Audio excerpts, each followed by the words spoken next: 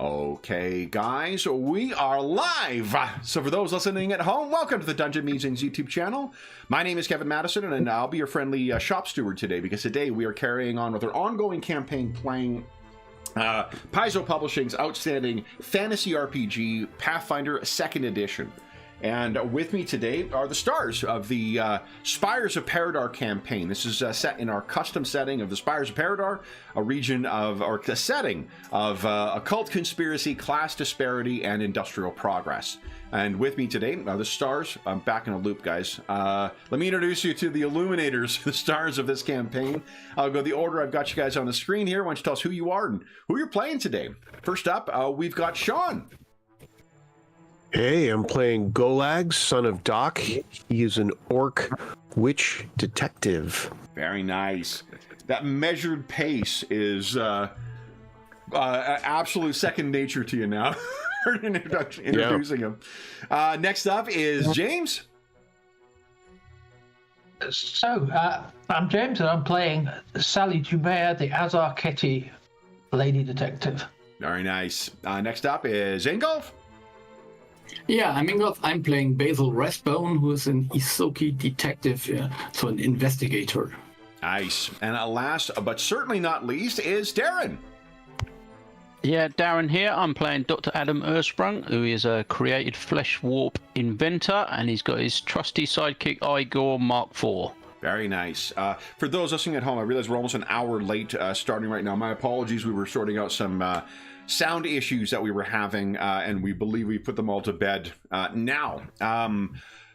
Last session, guys, we saw further significant developments in your investigation. What do you guys recall happening last time? We went and spoke to Lily Babwell. Yeah. Was the main thing. And she started sort of putting together some things that had happened. One of the main things being how, I think it was the son. What was his name? I haven't got his name, but the son. Vernie. He'd had quite an outburst with regards to Mr. Saxon. And they'd sort of told him off and been quite sort of harsh. He was quite harshly treated, and I think he'd sort of stopped talking about it. And when we said that, you know, potentially this Mr. Saxon's been sort of made out of thin air or magic, been conjured in some way, she started seeing connections of when things started happening, and Mr. Babwell, or Ransom Babwell's sister, you know, and she was feeling sorry for her, and they were going to meet up. But there was a big discussion with her, and we decided that we were going to confront Ransom himself. So we basically stopped him before he got home. We interrupted him, or intercepted him, should I say? I think before we he have got some home. potentially upsetting news for Golag, though, that we do need to brace him for. Golag. No, that didn't happen. Do you remember where you left the keys to your wagon? A place that I will not be leaving them in the future. Because someone of a rat persuasion may have taken said keys and have been vigorously operating the vehicle, and most shockingly, adjusted the seat. You know, it's always the seat position that gives it away. Like the careful replacement of the keys, but then you get in the vehicle and you're like, oh, come on. That or the radio station of who the fuck is listening to this? That's true. That's a good point. It's a fair point. Yeah. So there is Dr. Babwell, but yes, Basil made use of it, because I think we will be revealed how he has made use of it as a impromptu barricade to prevent Dr. Babwell from fleeing. What else happened, guys?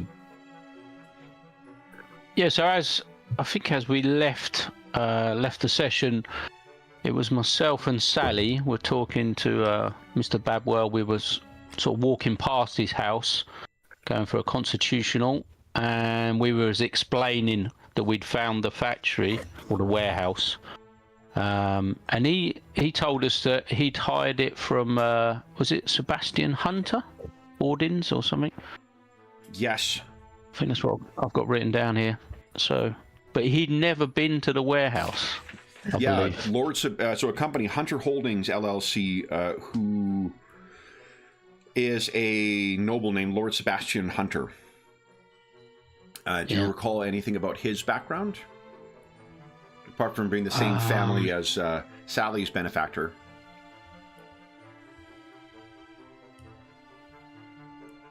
Retired head of department for the College of Illusion.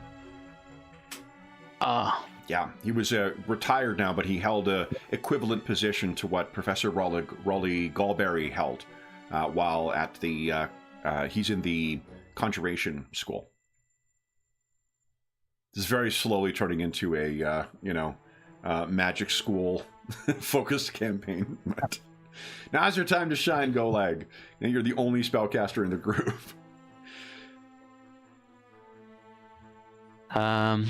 Yeah, so I think we sort of left it. We was talking to him. We did mention Miss Fallows as well, and it wasn't quite as bad, the reaction this time, but actually, he still was. He had mentioned it. Oh, that's right. Yeah, he actually mentioned the name. Yeah. Because I think we mentioned that his sister had come to us with a letter. Yeah. And he said, "Oh, was it from Miss Fallows?" I think. Yeah. That might have been it. Yeah. Because the letter had gone missing, and again, I think he'd blamed that on the son or his daughter for messing about in his office. Yeah. Yeah. Okay.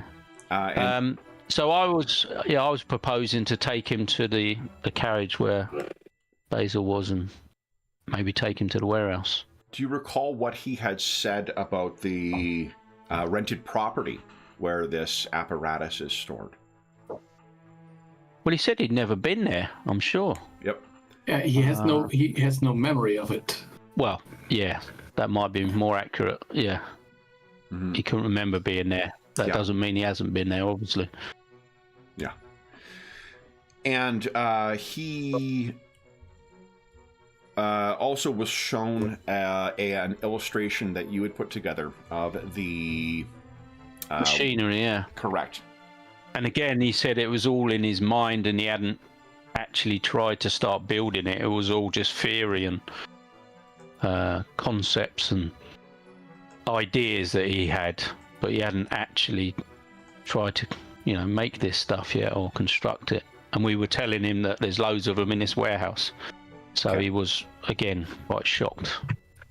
So I think we need to show it to him. Yeah, he had kind of collapsed onto a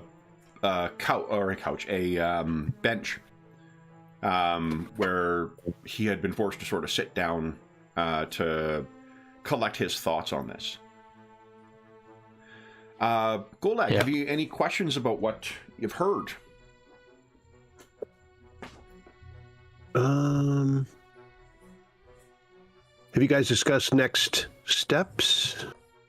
Yeah. We want to bring him to the factory or to this warehouse to have him look at the machinery and maybe turn it off or reverse it or something like that. And our hope is also that this Saxon guy will not find us there. So. Yeah, it's because you didn't have any. Saxon has turned up pretty quickly in the past at times. So obviously he didn't turn up while you were. It's only sort of 5 minutes from his house, so we're hoping that we could talk to him before he arrived. So we're still in that window at the moment, I think. Yeah. Gotcha. And that's why we want to get him to the carriage as fast as possible. Yeah. So I think. Yeah. Cool. No, I was just thinking that maybe Basil has now replaced his top hat with a driver's cap, and sits on the driver's seat. And my driver's cap? Or we get down over his head?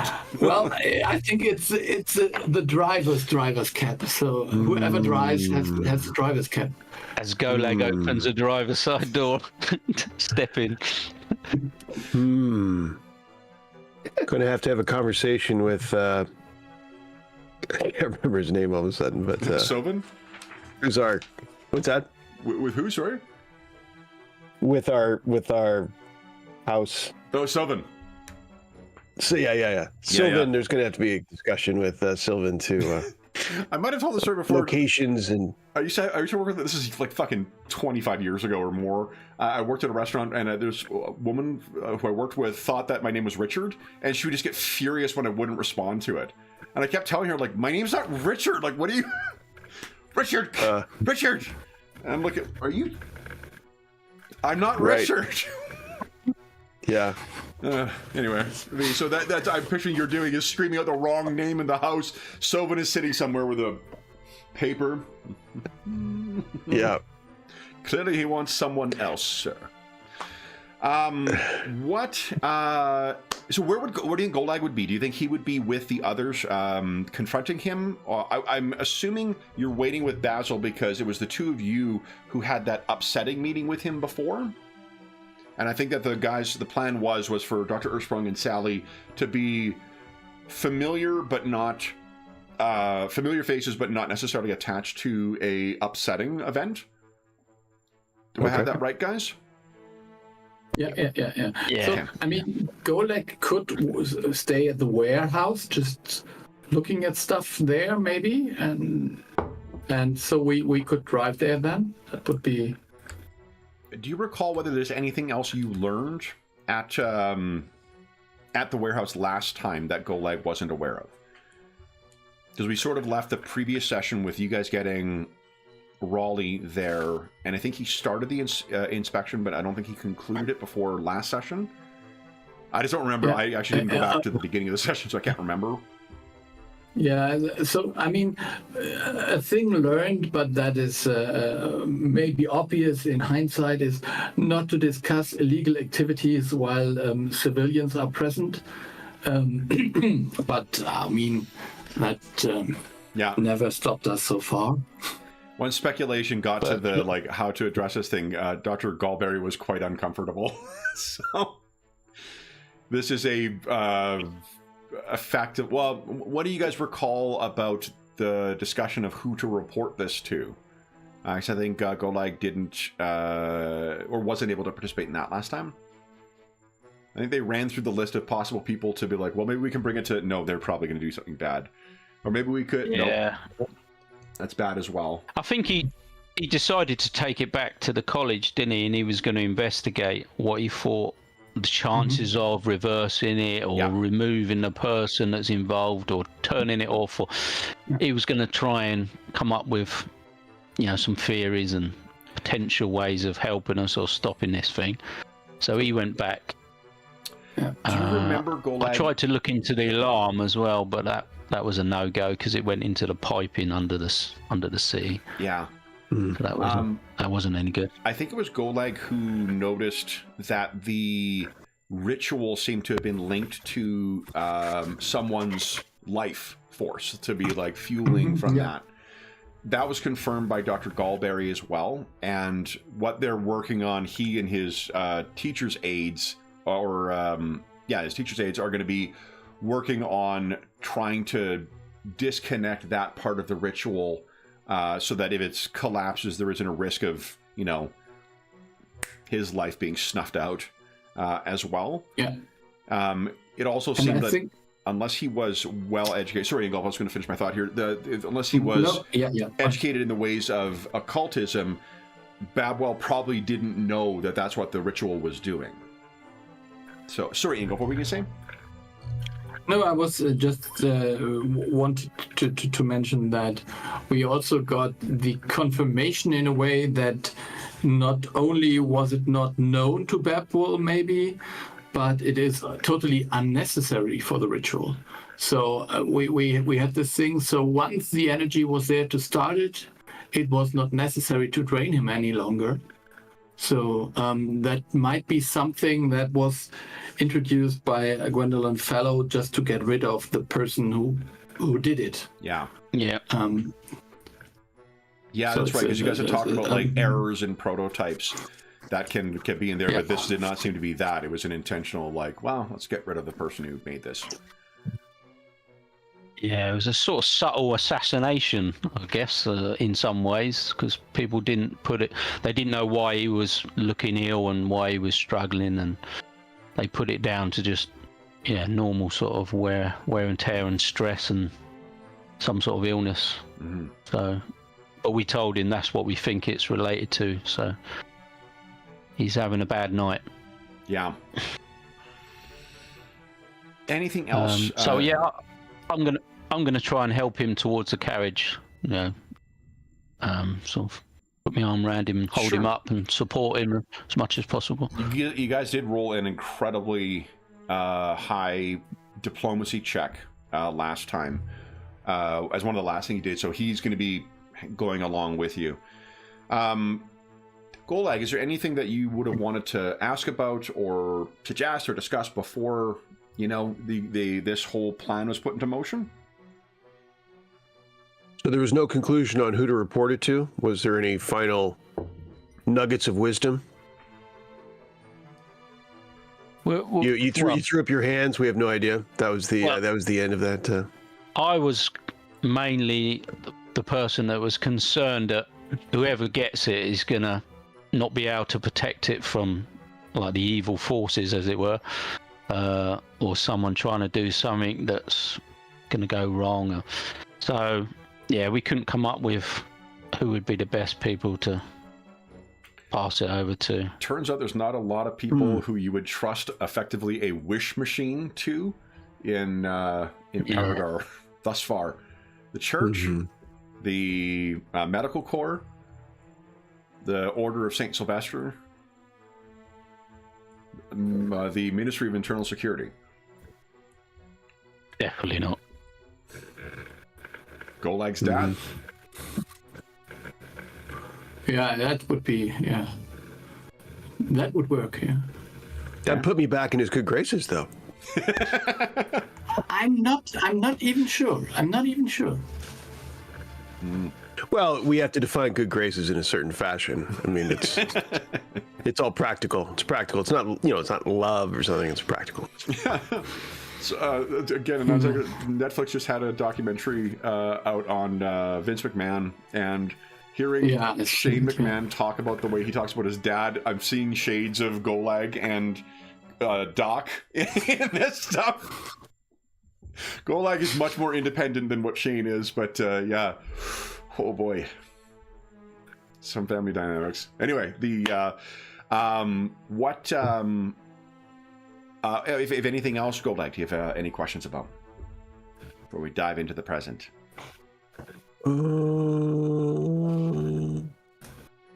What was did Babwell have any, when you talk after the conclusion of your conversation with him, did he make any requests or did he make any suggestions, or did he have any concluding thoughts on the situation? He does not. So the main point is he does not know about all of that, because basically his memory has been erased, or his maybe whatever this ritual did also made him completely forget about it. So basically, so he does not know how to address the situation, but we hope that with him we can somehow manage to get some understanding of this machinery. That's the whole point. And any new thoughts on who did the killing blow on his partner? We are pretty sure we know the suspect.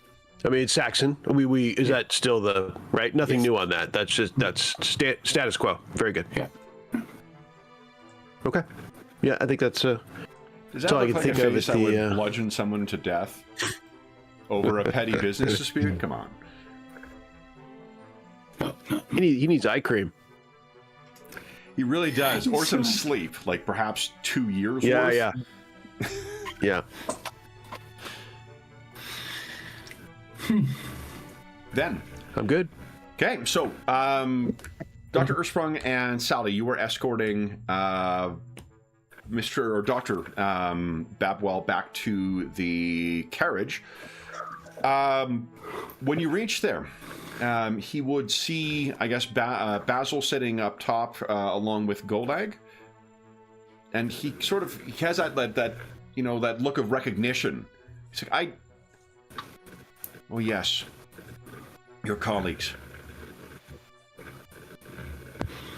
They tried to warn you previously, but we didn't have all this information at that time. I know.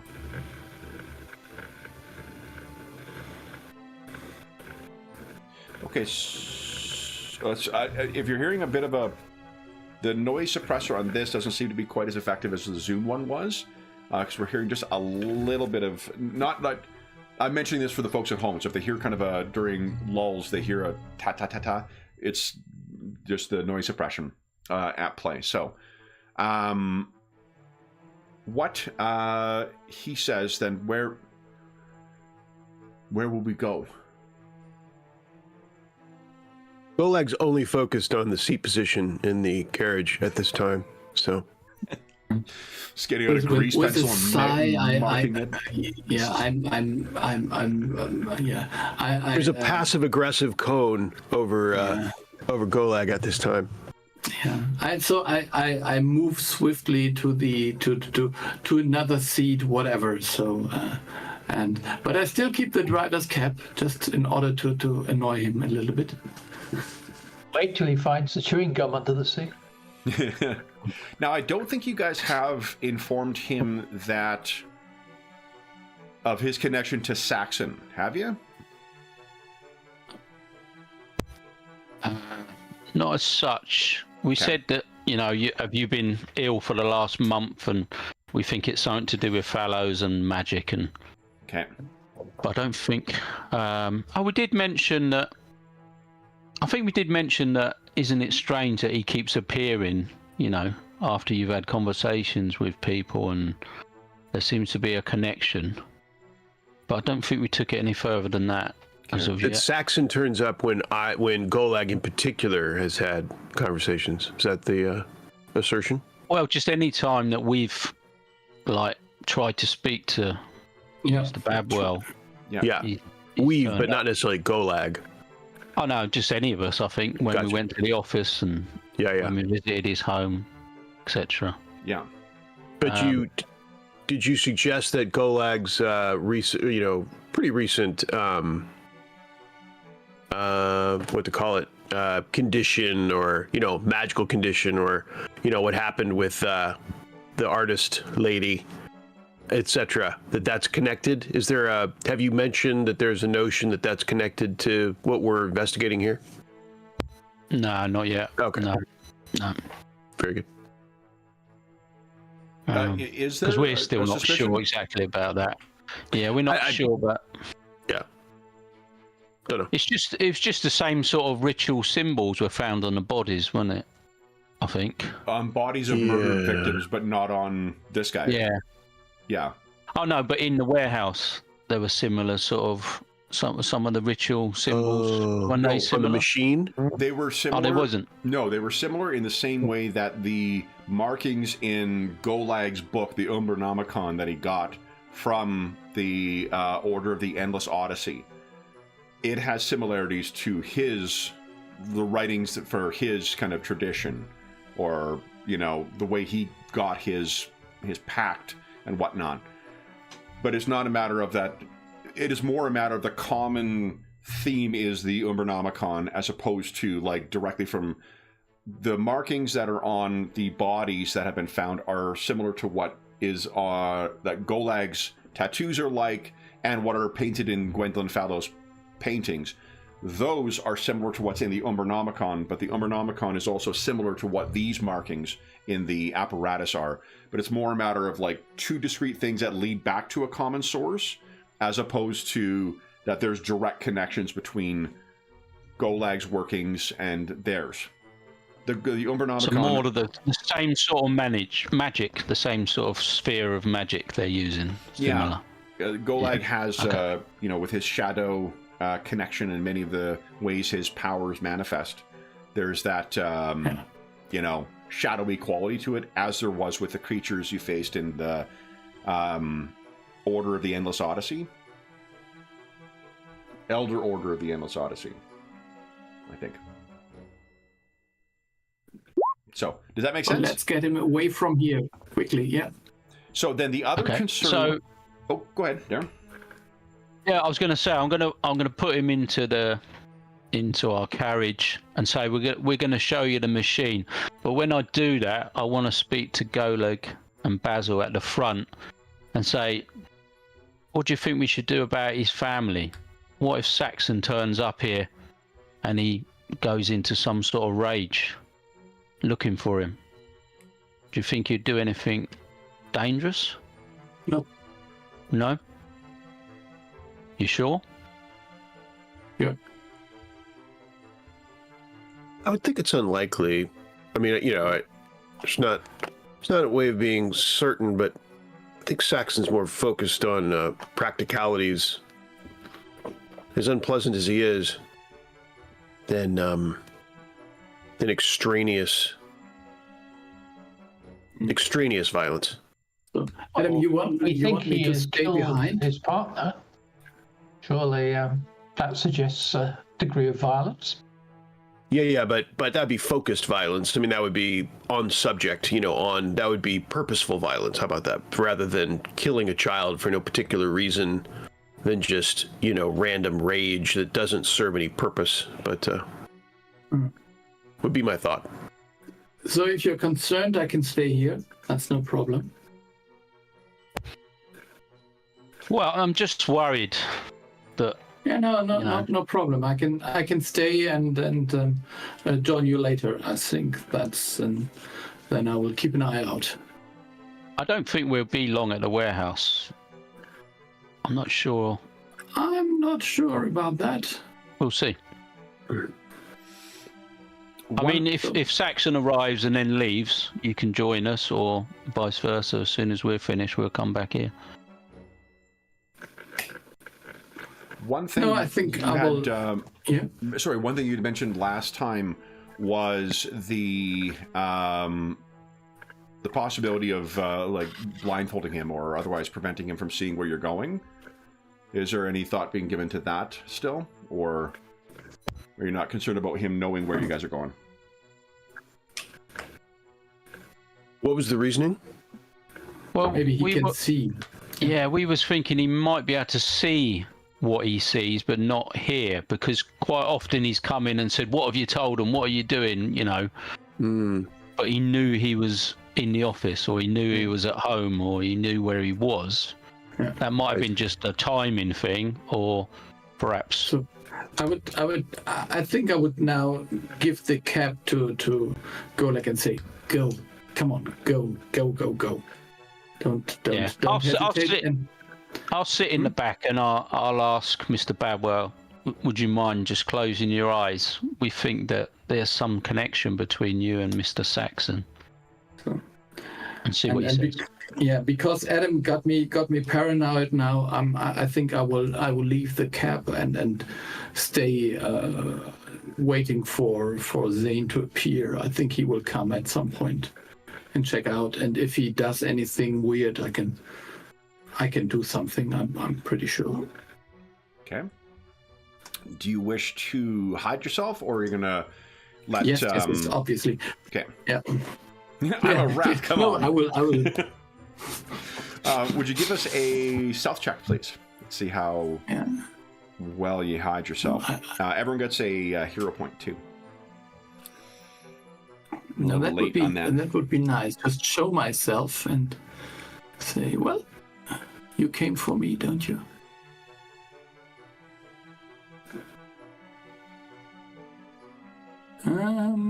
Yeah, I keep picturing. I was thinking about last night too. Ingolf, the German reordering of your character sheet. That's a great roll. That's actually what got me puzzled now. Yeah. Okay, so that is okay. That's a pretty darn good roll. All right. Then Goleg, I'm assuming you have back in control of driving your carriage. then Still fidgeting with the seat. this doesn't feel right for some It's reason. just I can't get it where it was. It just You know, the worst thing is the lumbar support. He changed the lumbar support on it, so that's never going to be right. I bet I affected the springs when I had my little go on it as well, so it's just sitting down a little bit more. Yeah, who blew out the shocks it's hard in to this know thing? I don't know if I can get it back. I just don't know if I can quite return it to where it was, but that's fine. I'll have a look at it when we get some time. Clearly, this And if the calls for a smell puts trade-in. you off, I'll take the fish out. Then why don't so Sal, you are in the carriage with Dr. Ursprung and Dr. Babwell? Yep. And Okay. my fish are safely packed in the trunk, so go like, don't worry, that's what the smell is. Okay. Good. Mm-hmm. So the carriage, you guys get in there. He agrees to close his eyes on the journey. Is there anything you guys wish to ask him as you're making your way over there? It's probably going to be half hour, 40 minutes.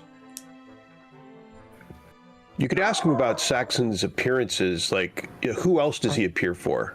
Like, it's us, but that's all we know about. Like, he must, he'd be able to give more data, more information to that pattern, perhaps.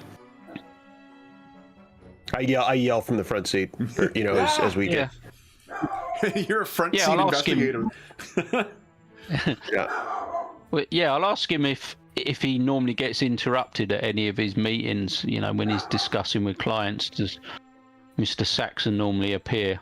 Does he make abrupt appearances? I don't meet with clients as of late. I've been devoting my attention solely to the work. Mr. Saxon and Carter were the ones who addressed all of the business concerns. They would sometimes bring me out to speak to particulars for their technical support, but I rarely met with them. It was always Carter and Mr. Saxon. But would you say you got a good relationship with Mr. Saxon? I would say that our business has benefited from his involvement. I certainly would not. Carter had been a friend for a very long time.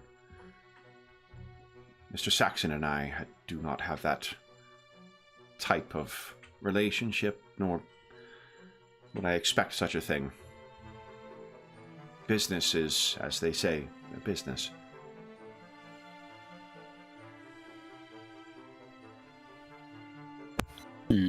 Okay. Do you think there's... Why do you ask of him appearing? Well, like I said to you, we think this Mr. Saxon is some sort of... It has been summoned in some way. This magic I talked of, this evil magic, this Miss Fallows. His eyes opened up. What do you mean, evil magic? And I put my hand over his eyes. Okay. I say, I think he's connected and potentially can see what you see. And we feel he could be responsible for the loss of your partner as well. He kind of grabs your hand. What do you mean? And he has a panicked kind of look in his face. What do you mean? Carter? You think he could have something to do with Carter's death? And I just sort of nod. Yeah. Unfortunately, yes. He looks at you, Sally, for confirmation. Yeah, that's tracked.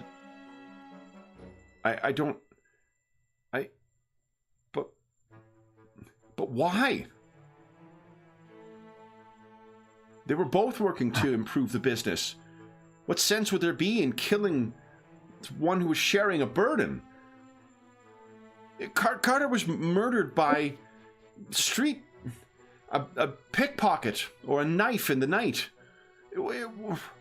It could not have been Saxon. You need not make a roll to hear that, like, he doesn't believe it right now, but he doesn't wholly disbelieve it. There's an element of doubt that's creeping into his voice. Yeah. We're not 100% sure, but there's a lot of our findings lead to it being him that was responsible. A lot of things have been covered up, a lot of things hidden, and even memories altered. I know this is very disturbing for you. And his motivations may just not be what we expect. Did Carter interfere? He says over his Goleg says over his shoulder. Did Carter interfere at all with Saxon's leadership role at the company? Well, they had different approaches and different priorities in the business. So there were, of course, disagreements as to the best steps for the business, how best to expand and take advantage of our products, but such disagreements were always the case between he and Carter. It would not... And those of you in the carriage can see he catches on something where he realizes that as if he's remembered something. No, Go on. he couldn't.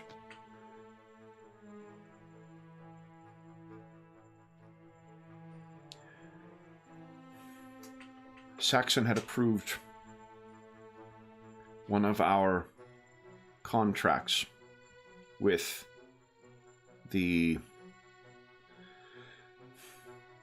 joint project with an element of the military. Carter disapproved of it vehemently and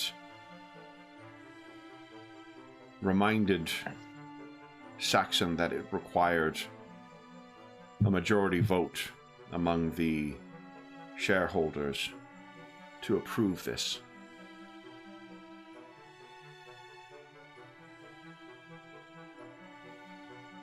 It did not come to that. Carter died beforehand, but I would have approved the project. There would have been no need to kill Carter.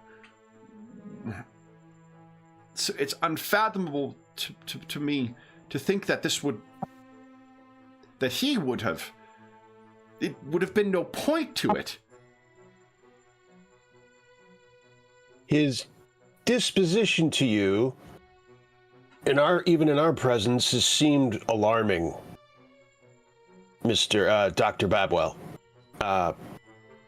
It's not as hard for us to extrapolate his behavior towards you to the next level of mistreatment towards your partner. He is uncompromising, but it is what makes him such a success in business, you see. You must be uncompromising to be successful in such an industry, lest others take advantage or steal from you. He is necessary.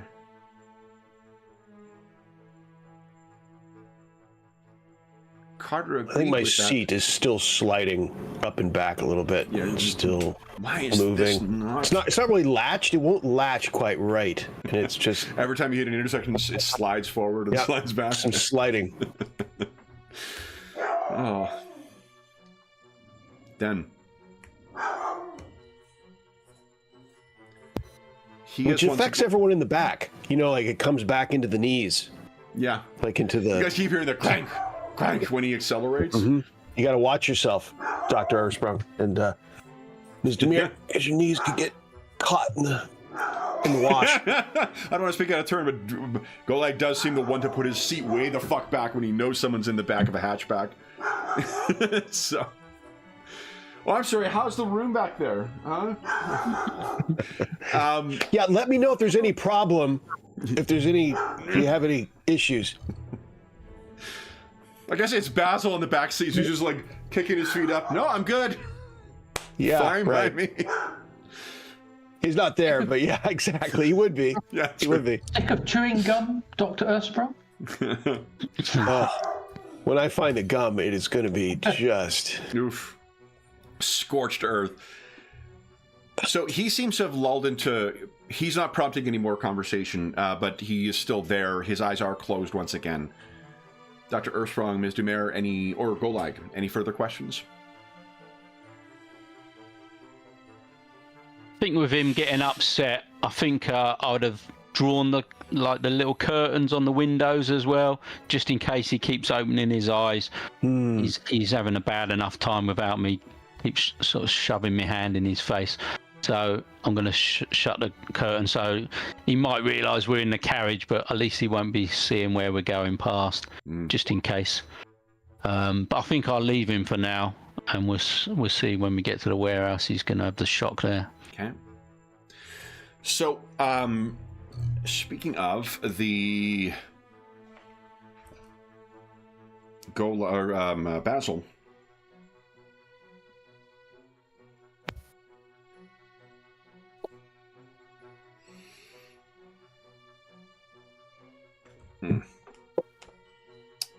Basil. Yes.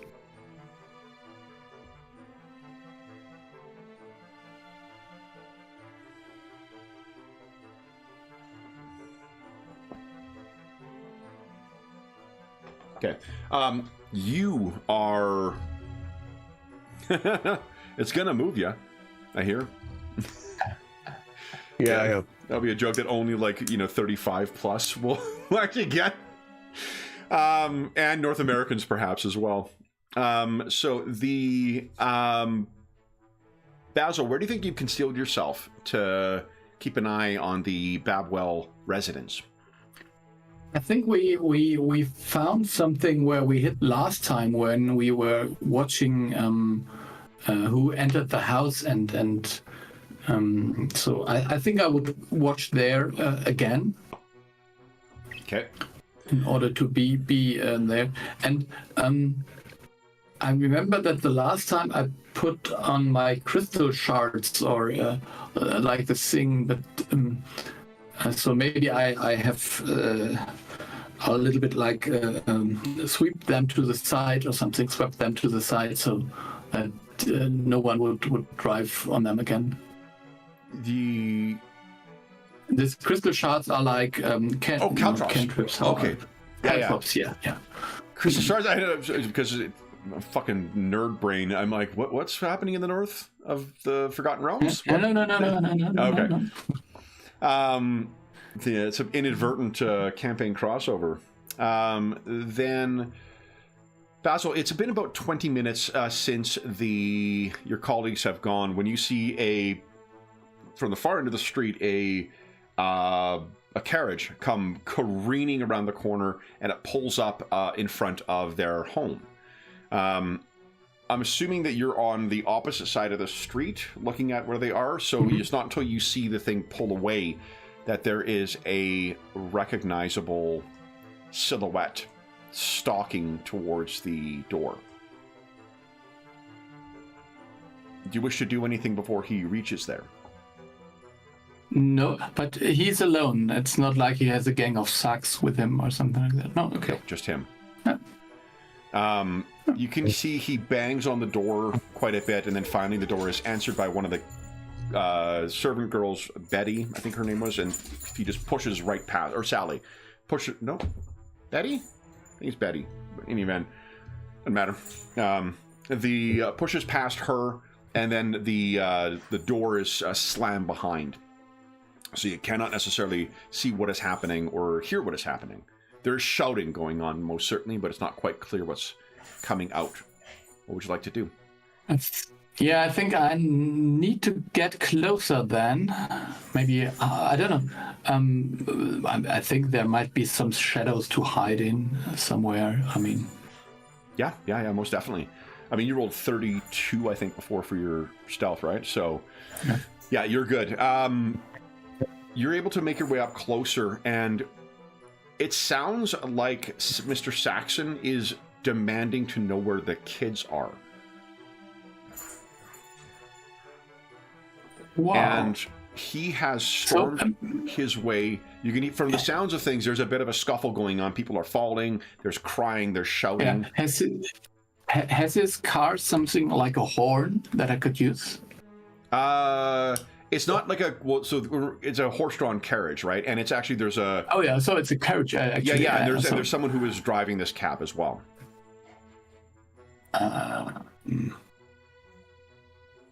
Okay, so then maybe there's some kind of thing on the door where you knock or something like that. Maybe I could make some noises from the outside just to lure him out.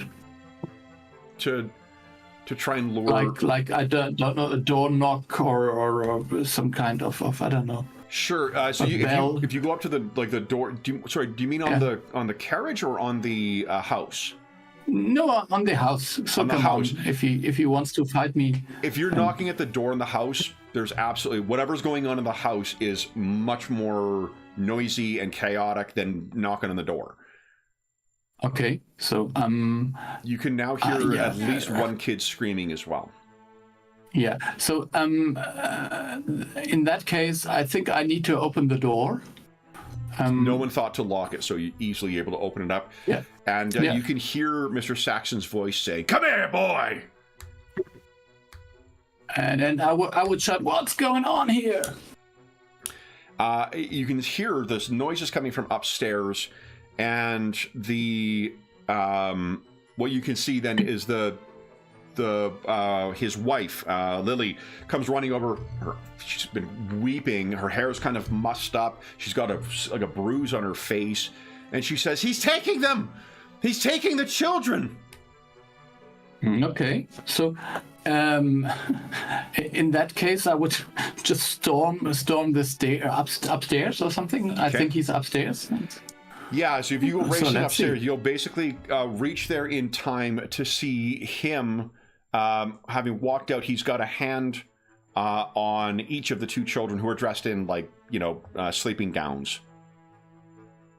And he sees you, and there is a feral kind of sneer that goes across his face. You! Yeah. So, come on, try someone your size. He will roll initiative. So let's. Is Basil bigger than the children or not? No, not at all. But I think it's a way to initiate a fight that is. Okay, let me get. I couldn't stop for. I mean, that's so ridiculous too. Okay, I gotta find. Oh, do I have? To find his picture. So I don't know if you need to click on your token or not. I think we're using perception for initiative here. Okay. Yeah, I did it anyway. So. Okay. Yeah. Perfect. It's been a while since we rolled initiative. Where is he here? One of the. An upside to having played so many fucking great games this year is we get a chance to see a lot of games at the table. The downside is there are a lot of images to get through to get to the one I'm thinking of. Let's see here. But I found him. There he is. Okay. And I did actually, I wasn't sure if I could just search for his name. I did save the image correctly. So let me just get this down here.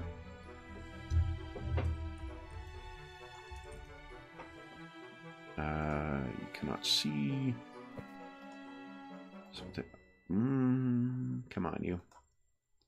There we go. All right. You can see the bar, but not the numbers. Is that right? No Maybe right now. No bar for me. No bar. Okay, hold up. No bar. Yeah, no bar. Oh, that's why. Because I'm a dummy. But I don't think I'm in the position to kill him anyway. So. Okay. Hi. Anna says hi. Hi, sweetie pie. We're the baddies. What's up? All right. So his is a.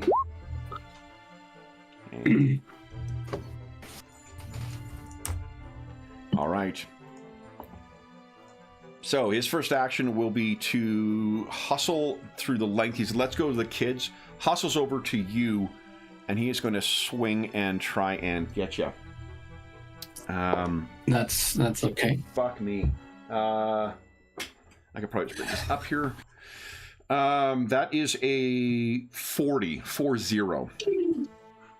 Oh yeah, that will definitely hit me, and that would also be a critical hit, I suppose. Wait a minute. Okay. I'm pretty sure. Yeah. All right. Let me make sure I've got this right here.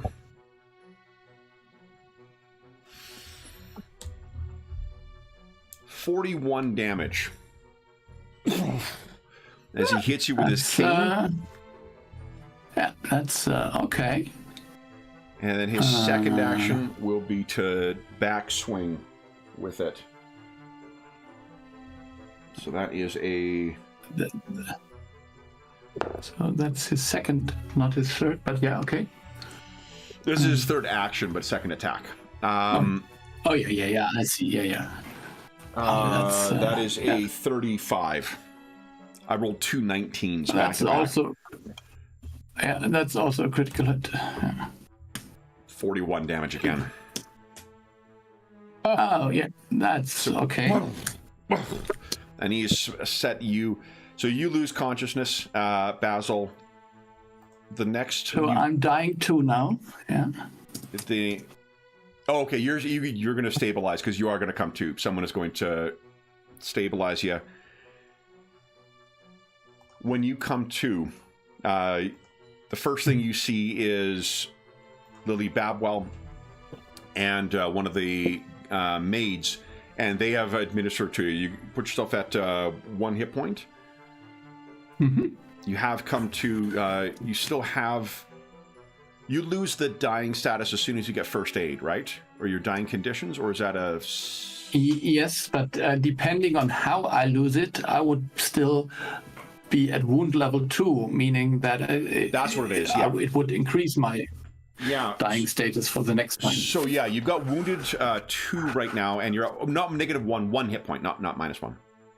Yeah, I'm sorry. That was just yeah. Maybe Basil decided, like, you know what, I'm done. All right, so you come to, and yeah, he is nowhere. What they say is just he took the children. Damn it. Why don't we take our mid-session break now, guys, and then we'll see what is found at the warehouse when we get back. So for those listening at home, we'll be back in about 5 minutes. Oh, Anna heard that.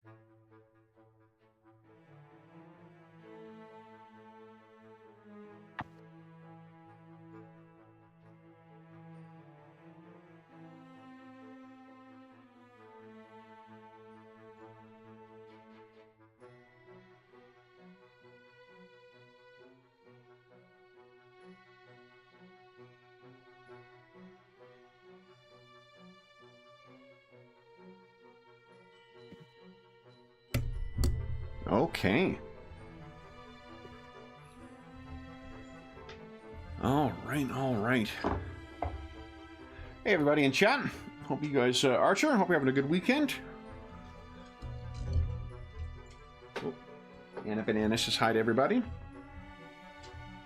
We had a disagreement as to whether we should come in with a ball or without a ball. She elected without, so we had to do some searching to find where her ball ended up.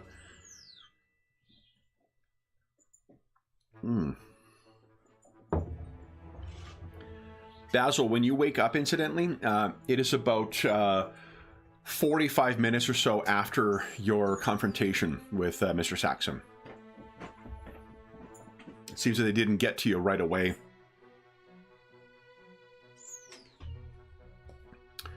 Dr. Ersprung and Ms. Dumer, anything further you wish to ask of Dr. Bapwell before you reach the warehouse?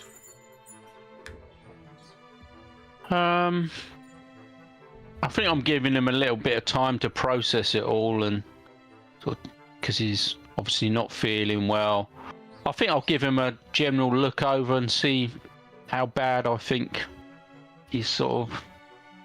I don't really know what to call it, his condition is, but can I sort of almost make out how long I think he's got left before, you know, it's going to sort of take him over, or... Yeah. Why don't you give us a medicine check, please? Yeah. So we were just talking about the activity in the back of the carriage, Sean. You haven't missed anything otherwise. So he...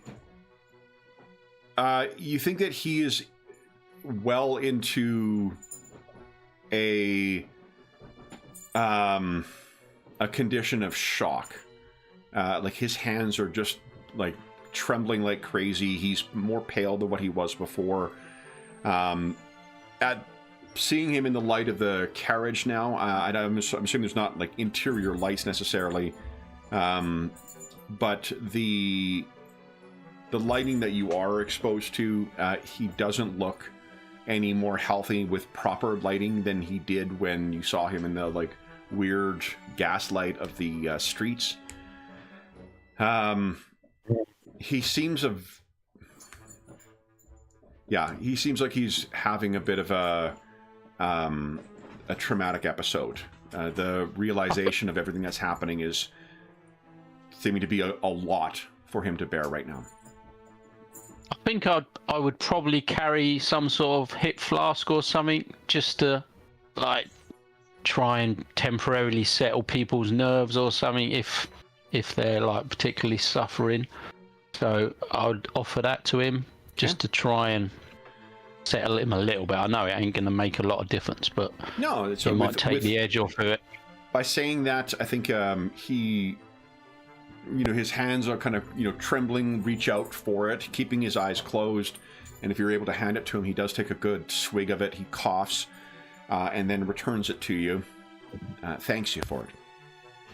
Yep. So, unless there's anything else you wish to ask him before you reach there, then we'll cut to you guys arriving at the warehouse.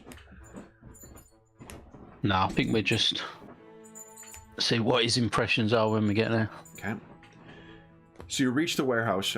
This time, are you parking right outside? Or are you parking in the back alley where you guys have that approved entrance? Are you parking away and then walking over? I think we still take the back entrance approach out of sight, I think. And do you wish to just now we know. Like, drive on up to it, or do you want to park elsewhere and then walk him over like you guys did last time?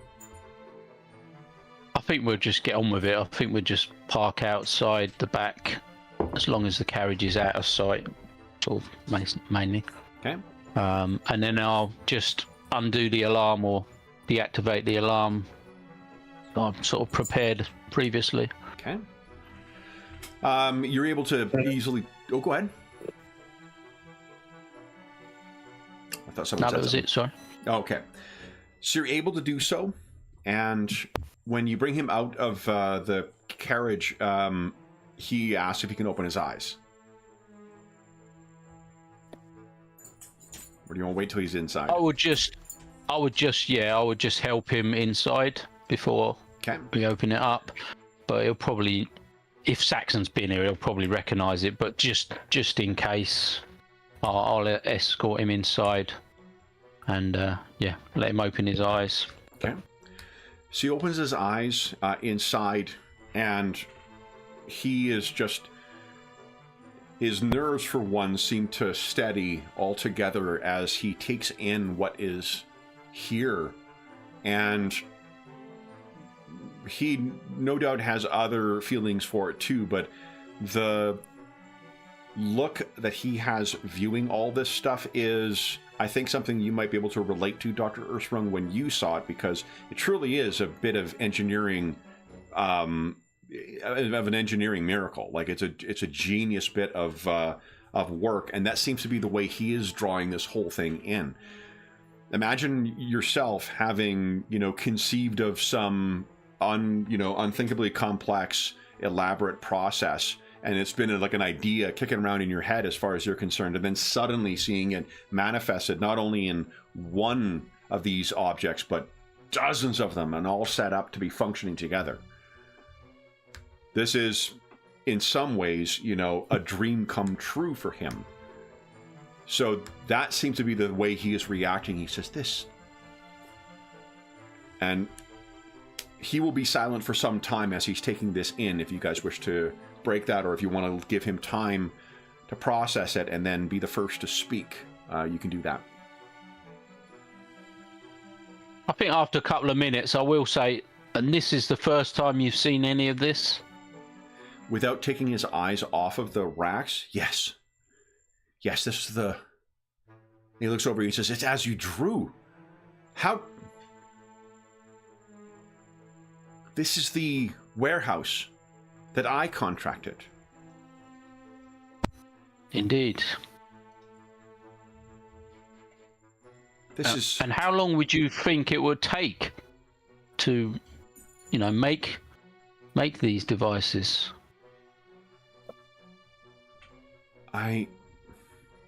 If possible.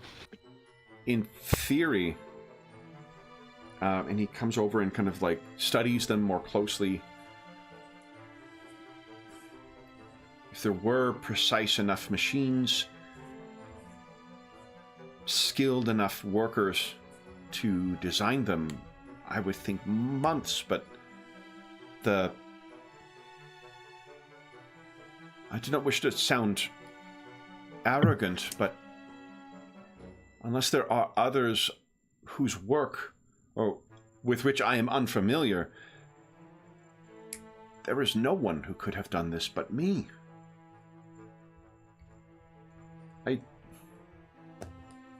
I don't understand.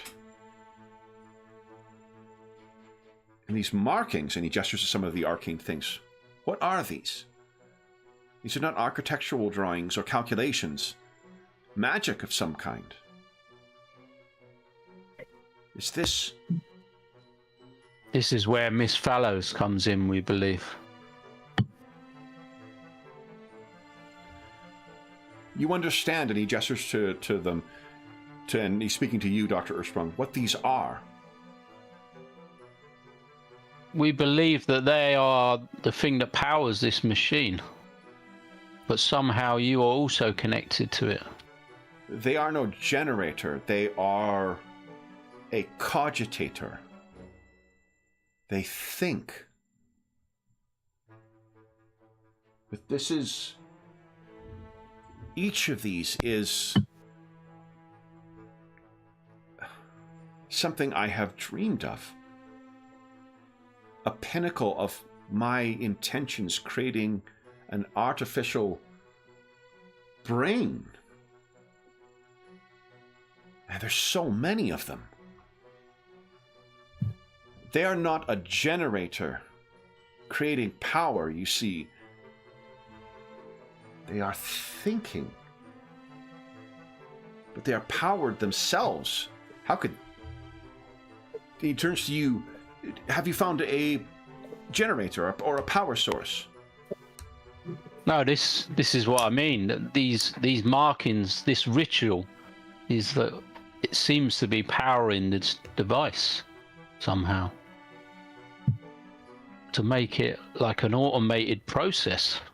He kind of staggers back and is taking in all of the racks. This is then all... What type of magic? I look at Golag.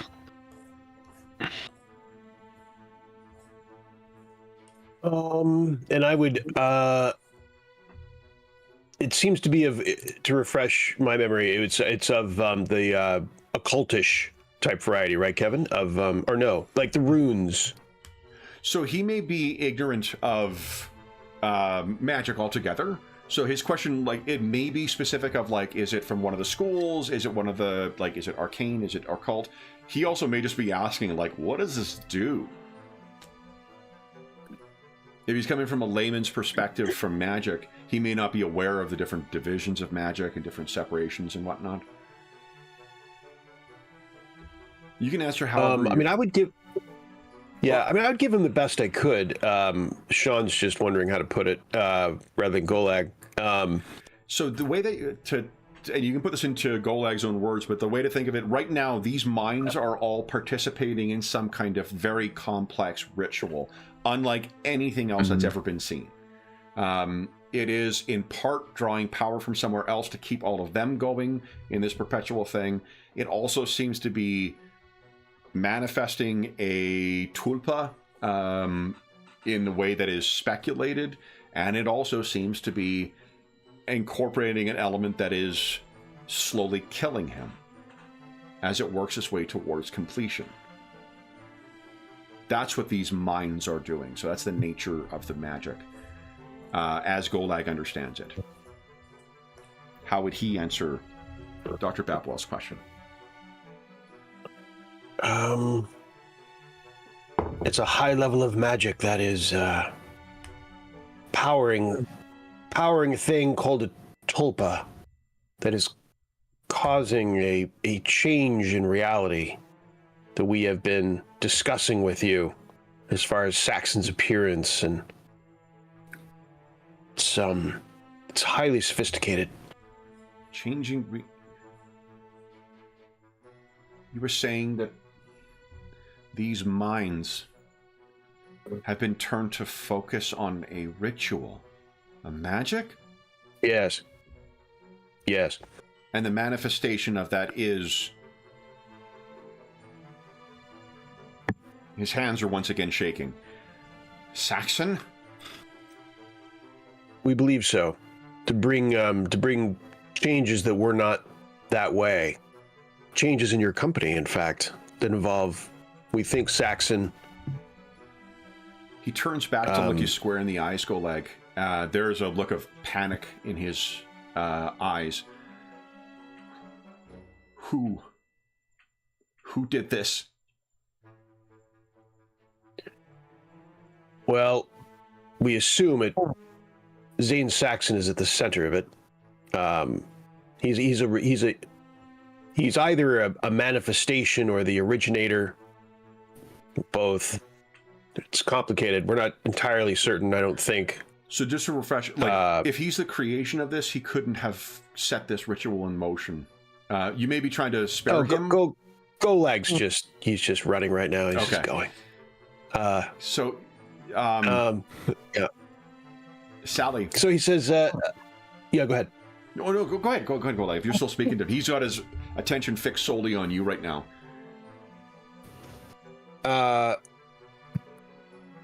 In fact, it may help you believe and understand possibly further motivations of the demise of your partner. For example, that perhaps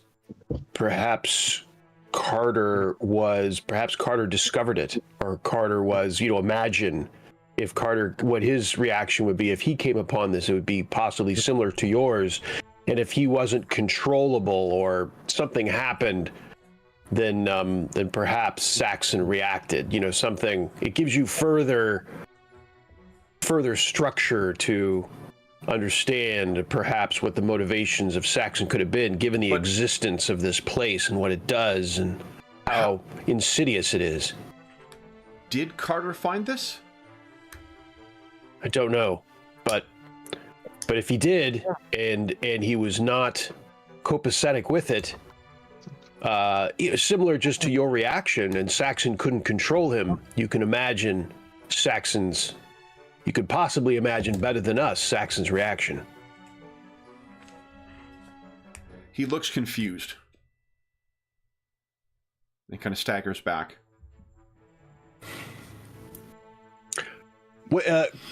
Kevin, had he been asked about Fallows before? I'm trying to remember his. What had he said about Fallows to us, if anything, in the past? Maybe nothing, but I can't remember. You confronted him with it, and he demanded that you leave because you had first lied about knowing. It wasn't you. It was, to be honest, Basil was the bad cop in this situation.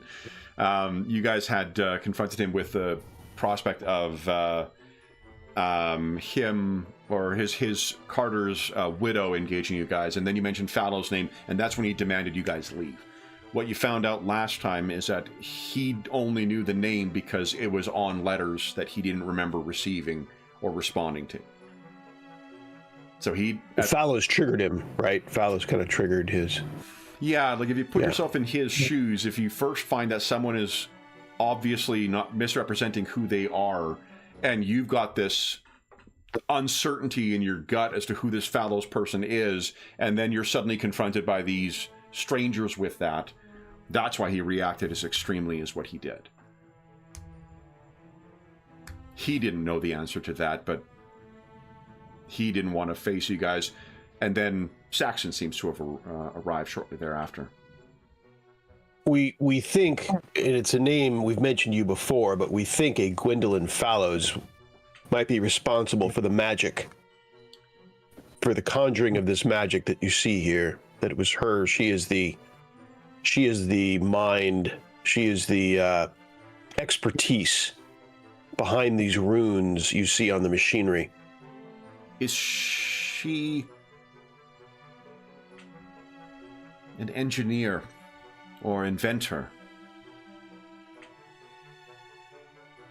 She is a rogue magic user of an, unfortunately, it would seem, particularly potent variety. I'm not aware of any engineering expertise as per se, but perhaps she his shoulders collaborated slump. with Saxon. He says, Saxon could not have done this. Is it possible that you were duped into doing some of this work, and then your memory was fouled by the magic? He looks around. I don't remember any of this, but this is my work. Saxon could not have achieved this. And while I know not what these magical symbols do, unless she had my expertise, Fallows could not have done this either. I somehow suspect that you and perhaps Carter was in this situation, and somehow your memory was affected and his was not. And so Saxon had to take care of Carter by other means, whereas your memory was able to be manipulated. He looks around. Carter had no knowledge of this either. Carter's... He was no engineer. This... And he's standing in the middle of them kind of right now. This is all my doing. And he is unnervingly calm right now. His hands have stopped shaking.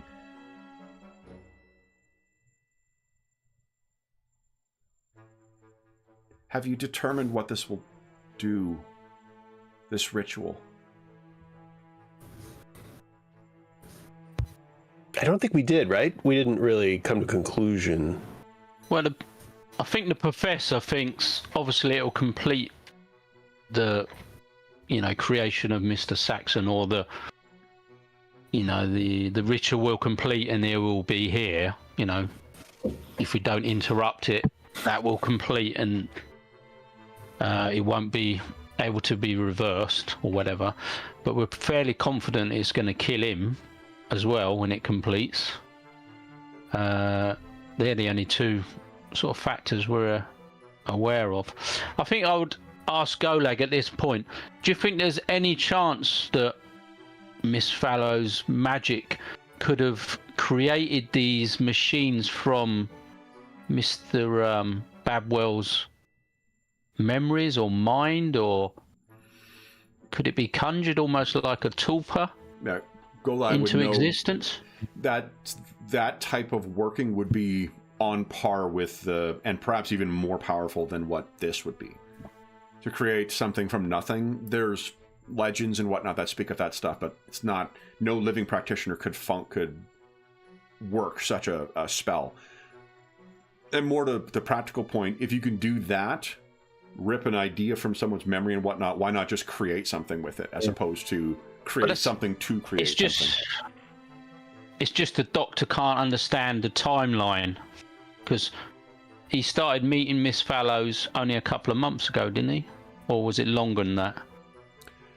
What you have evidence of. Okay, so maybe this has been going on, and he's had the warehouse again for only a couple of months, or? I think it was 6 months.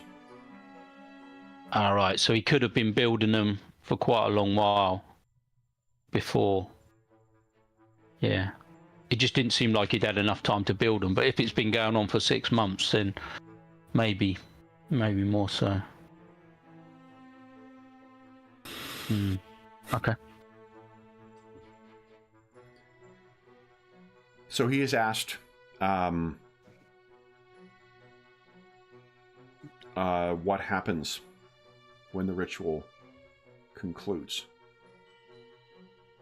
We're not certain, other than the fact that other than we believe that it is focused on your business in any case, and that it will complete the rewriting of the past as it pertains to your company and Saxon's part in it.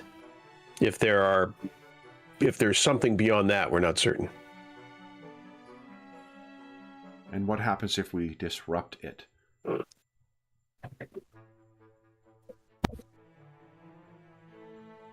That's our biggest concern. You must understand that we believe that Miss Fallows has connected you into this ritual. So if we stop it, we don't know what will happen to you, and we don't know what will happen to Mr. Saxon and everyone else in the city that's had their memories altered to his existence. Has Golag been able to identify like different parts of the machinery doing different parts of the ritual, or is it just all over the place and it's all tied in together? And yeah, it's all like in the same way that there would be a ritual that a group of practitioners would perform or invoke. It's in a very unusual format for this. Everyone gets a hero point, by the way. So it's not like Bank 1 is doing this part and Bank 2 is doing that part or anything like that. So we can't just turn off one section. Basil, once you up... Sorry, Darren, go ahead. No, I was just going to say to Mr. Babwell, have you got any ideas what might happen, since this is really your creation, even though it's only in your mind maybe up until this point? He kind of adjusts his spectacles. Could we weaken it, maybe? Whatever is powering these is coming from some alternative source. But it is distributed between them. if all were shut down at once, if it could be, then perhaps that would just simply end things. But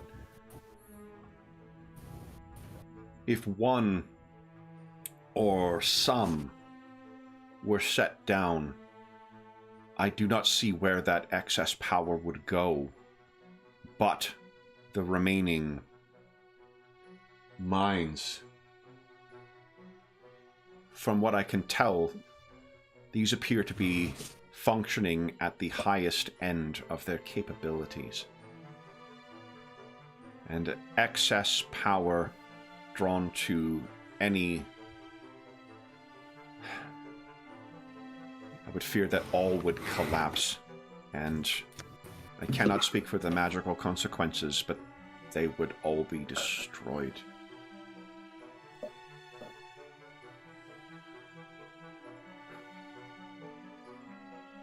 What would happen if we overloaded these mines? Go like, who knows? It's speculative magic. The relationship between the power that's going through to the mines to the functioning of the ritual. If it was just simply electricity or whatnot, then you wouldn't really, there wouldn't be like a circuit, as it were, to carry the power from that into this ritual. But this is magical power that seems to be going into these things, so it could like supercharge the ritual or cause it to go awry, or it might just collapse and nothing adverse will happen. But you know that he is, Dr. Babwell is magically connected to it, as is Mr. Saxon. Basil, what would you be doing when you wake up?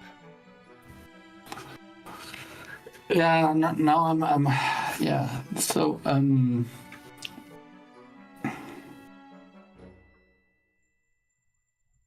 the idea must be, first of all, we have to save the children in a way, and I don't know whether Saxon knows where the others are heading.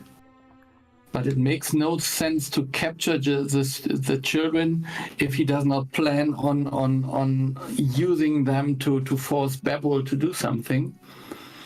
So either he knows where Babwell has gone, or he has an idea that he might somehow force him to go somewhere. So I guess I would go or make my way as fast as possible to the warehouse. Okay. Because I don't know that we could inform someone who could help me. I just have no idea there is no network that could help in this situation, so I guess I would go there by myself. A non-existent network that we definitely know does not exist has a closed for the weekend sign up, so. Yeah. So then we'll cut back to the warehouse again. Basil, you feel free to show up and kind of like stumble up to the door whenever you feel is dramatically appropriate. We're moving at the speed of plot here. I think I would just console Mrs. Babwell that we will do anything to get the children back, and everything will turn out good. We'll have to deal with Saxon, and as she just saw, I am alone, no match for him. But the shadow illuminations will take care of him. That's for sure. Okay. Yeah. So back to the warehouse. Babwell is standing before these, and he seems to be carefully examining his handiwork. At this point, you guys, he's so wrapped up in his examinations, the three of you could easily all kind of collect together and have a hushed tones conversation amongst yourself if you choose.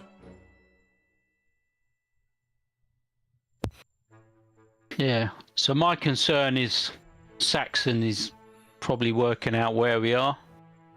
So the longer we stay here, the more chance he's going to turn up and, do something.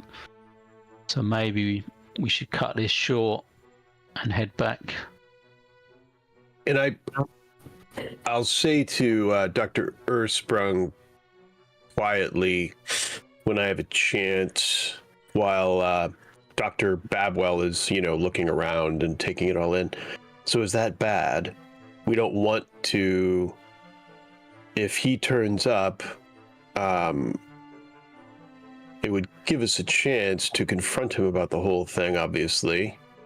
Yeah, it may be bad, but I'm just asking the question. Well, we could definitely confront him, but Professor seemed to think that this ritual was continuous, so even if we defeated him, he would just come back. That's the way this ritual sort of... So he's almost invincible until this ritual's completed, potentially. I don't know about once it's completed. Seems unknown at this point. I mean, I guess it's a possibility, but unknown. So we knew that once the ritual is completed, then he will be as the ritual wanted him to be. So he will be an ordinary being with the powers he was sort of to be in a way. So I think there is no problem there. So, but we don't know what this ritual does besides making Saxon, and that's my main concern. Unless when it completes, he gets elevated to another level of whatever he is. No, I would say that. So, this Gwendolyn Fellows, she has to do something with it, and she has to gain something from it. And what would she gain if there is a Saxon there? She wants to have this shadow realm, in lack of a better word, to have some way into the city right now. So I think that's what this thing does. I mean, it will open a portal, or it will open something for the shadows. That was her first goal with the order, and this is just another way to get to the same. Yeah, that's at least my guess. I mean, it could be wrong, but so she failed in one way, and she will try another way. I mean, has she got control over him, do you think, Saxon? No. She's not just using him. Why is Saxon in this at all? If she's just trying to build a portal, why does she need the Saxon around? No, Saxon. I think that Saxon is a creation of Babwell. He wanted to have this person who this. I don't know. He is the opposite of him. Someone who is able to make business success, to has the personality to make the business thrive. All the things he couldn't do on himself, something like that. And the hide. Yeah. That's the. But I mean, this should be this Jekyll and Hyde story. Come on, this would be too simple. I'm glad you feel so. I mean, I guess Golag would continue with the conversation in real time that he says, what is our next steps? This gets into what our next steps would be. And if he showed up, it would facilitate that next step by possibly triggering, the meeting that we'd want to have anyway. At that point, I think you guys hear a dunk at the door. Dr. Babwell turns around. There we go. There we go. Golag's like, well. And I think when you see the door kind of creak open, either it was left unlocked or someone hasn't picked the lock, you see stumbling in Basil. What does he look like? I think he looks like he's almost dead. That's exactly how he feels. Blood is coming from his nose. One of his whiskers is matted to the side of his face, and he's got a heck of a shiner on his head poking out through his, not a shiner, a goose egg, poking out through his fur. He has been struck very hard by something, it seems, Dr. Ersprung. I would definitely rush over and do some healing. And what the hell has happened? It appears, Dr. Ersprung, you were correct in your concerns. Saxon's sane. I couldn't stop him. So whatever you do, please hurry, shut this machinery down as fast as possible. He got to the children, so he will try to use them. Do you say that loud enough for Dr. Babwell to hear, or are you trying to... No, I think Adam is treating me, so I want to say it to him. Okay. And then let's see what Adam says now. Okay. Well, yeah, I'd say there's a good chance it will kill Ransom, though. If you would ask him whether he will die or his children, I think you know the answer. It's up to him, I suppose. I still wonder if there's any way of transferring it to someone else. Yeah, Someone that would, yeah. hasn't been already weakened. Bellows. That would be justice. I mean that would be perfect, but we haven't got the grips with her yet. Yeah.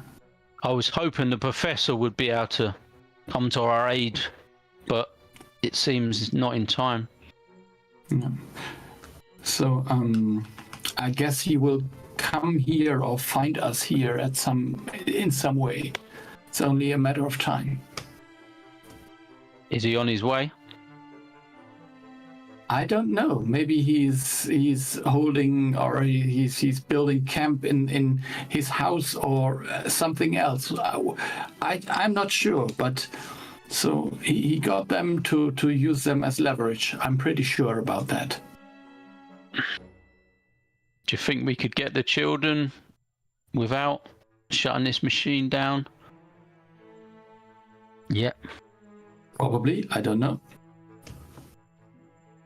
We know where Saxon lives, don't we? Yep. And what if we off Saxon and then switch off the machine? Yeah, I think if you can do that, I can only assure you that he is able to kill me with 2 blows. Mm. It is pure luck that I'm still alive. But then again, if we are the 4 of us, maybe that's a different story. But no single one of us is a match for him, I suppose. Yeah. I mean, we'll get everyone else involved in the conversation. Ask Golag and Sally, Yeah, I think think. that would be a little bit complicated, but I think we can try to. Well, he's so obsessed with this machinery. Yeah. Okay. So maybe He's distracted Yeah. enough that we can probably whisper at least. so. No indication, Basil, I take it, of where he was going next. Saxon. The problem is I can't even tell you what he said. He just struck me and I went out. Mm. And let me say, if I don't, well, we know of the gods, but I've never seen someone strike so fiercely. So, and that is true. I think Basil has never seen someone who I would say moves so quick, because otherwise,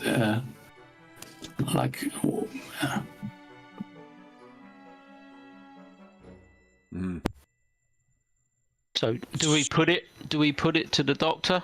Do we give him the information that his kids have gone missing? We could shut this machinery down, but we don't know what it's going to do to you. So one thing to throw out there as well, or to consider that Basil would likely be aware of, he was out for 45 minutes, and then he made his way here. Saxon, so he had as far as you can over an tell, hour. has not arrived here. And from what you guys remember from last time, your thought was that Saxon was not aware of this place or of this apparatus. Yeah. Yeah. I was going to say, there's a good chance he doesn't know where this is. And something else to consider is what Dr. Babwell had said before, that he found the lease and he wasn't sure where this place was, and he didn't remember signing it and he never went here. If there was a link for what he knows going to what Saxon knows, do you think Saxon would have been aware of that and then not taken any steps to find out what it is? Or is it possible that Saxon doesn't have that information?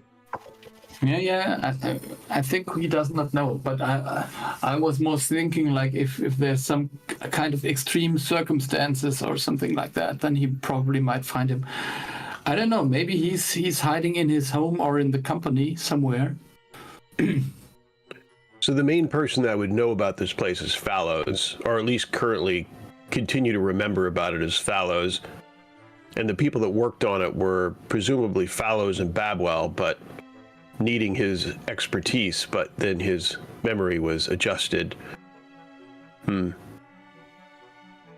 So I think we'll have to tell him, and then...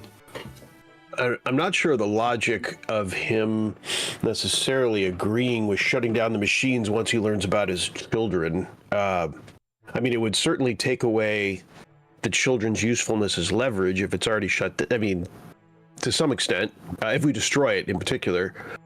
But as far as the children's survivability, you know, what would Saxon's reaction to that extreme move be? I'm not sure Babwell possibly would be... It would probably temporarily take him out of... Well, it wouldn't be temporary. It would take him out of the whole thing. Existence? Yeah, because the ritual wouldn't be complete, and I think he would... Yeah, but I mean, there is a possibility that we will have to get him in time to before he can... He might be not out of existence in a moment, but it might take minutes or something. Yeah. So, yeah. I think we have to find him and we have to fight him in a way. But nevertheless, I would like to have some kind of trigger to get rid of this here. I mean, ironically, to Saxon's purposes, it does give us leverage. It does provide some persuasive leverage to Babwell to assist us in to use his expertise to take this apart, to make this non-functional. If he believes that this will disable the Saxon who has his children without fisticuffs, without a situation that perhaps endangers his children in and of itself, that's pretty good motivation to get his assistance. But then again, I mean, I don't even know why he went for his children straightly. So that is like why he wasn't even trying to find Babwell. So that is weird. Well, I would presume control, for the same reason that he shows up, except he went to the next level.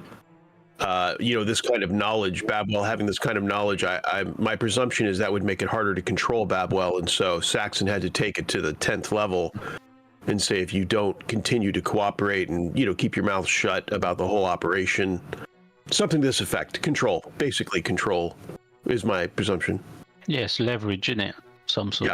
Yeah, I think so. Desperate leverage, no doubt. Like last, and like he immediately came there to grab the children. In a way, he asked where he was, but it was as if he knew that he wasn't there. So it's weird. Yeah, because perhaps he does know because he could see he wasn't there, sort of thing, or if he until he closed his eyes. Yeah. Yeah, that seems to confirm, not to confirm, but to help continue to corroborate, maybe better put, our suspicions of Saxon's information. That he saw him get in a carriage, that he would not be there, but maybe he didn't know the details. And if he opened his eyes, he'd have seen me and Sally, or someone, wouldn't he? Temporarily. Eventually, right? Yep. And at that point, maybe the jig is up. That he's at last steps. And I wonder if he knows how long is left before the ritual completes. I wonder if he's aware of... If he don't know about this place, he might not, but maybe Fallows has in communication with him. Maybe he knows he's only got a day before this whole thing finishes, and he's just got to keep Babwell off of his case for one more day, or I don't know. Perhaps he knows Babwell's going to die in 24 hours. We don't know, do we? No, we don't. So what is our next? So I guess we're at next step. What are our options? I mean, obviously we can try to employ Babwell's assistance using his children's captivity as a persuasive lever to help us use his expertise to take this apart now, and therefore disable Saxon. Well, the problem with taking it apart is he's got no knowledge of the ritual, and if he tries to shut it down, it'll probably blow up. Yeah, and he'll probably die in the process. And so Adam, could you devise something that would like overload in let's say 4 hours or something like that? I'm sure I could come up with something that would go off, overheat, set a fire, do something. If we wanted to put a timer on something, I'm sure. Yeah, something like that. So we have a way to do that, or to come back, or to.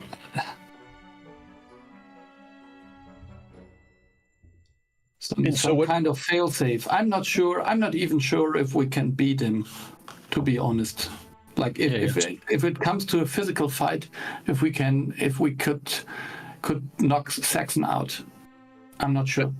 I mean, if that's the case, I mean, I think it's worth discussing like our options in total, because if that's the case, then we destroy it now. No, I mean, what exactly can we do? So what are we deciding between? And it would seem destroying it now, to the best of our ability, or confronting him and trying to rescue the children. And I assume that would involve killing him. I would think that would be necessitated, but we can discuss that. Disabling him at least, constricting him somehow. Yeah. I mean, the advantage of that is that perhaps it buys us time to employ the university's assistance in deconstructing the whole situation in a more ordered fashion. We're just trying to get Babwell out of the ritual. Is the main. That was my concern. If we can get him away from it, I would be happy to try and turn it off. But with him tied to it, then it's going to kill him, I think. So is the question whether we can defeat Saxon, and if we say yes, then we would go on the option of going after him to both rescue the children and to buy us time to employ the university to hopefully orderly deconstruct the ritual. Otherwise, if we say no, we can't defeat Saxon. I mean, we don't have to defeat him. It's maybe it's just enough to stall him, in a way, to lure him somewhere else. It's not like maybe not a question of force, and maybe the way of the force is just the wrong approach. I mean, with the children, he has an awfully lot of leverage. He's going to be harder to. I foresee that he's going to be a more. Kind of stating the obvious, but be a far harder target now. Like, as far as getting him to do things, I would think he's going to be taking the initiative, saying, no, you do this. I'm not doing this. You do this. Or, something bad happens to one of the kids. But is he taking them for leverage, or does he just want to get rid of them? What would be the purpose of getting rid of them? Well, they're the ones who can actually see through him. Yeah, the boy has identified him as, like, who is this creature that's just appeared? A bit like the sister.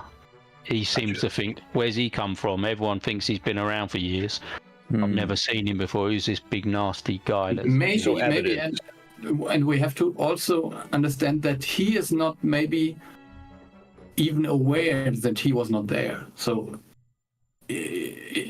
even Saxon himself might not believe he wasn't there 2 weeks ago.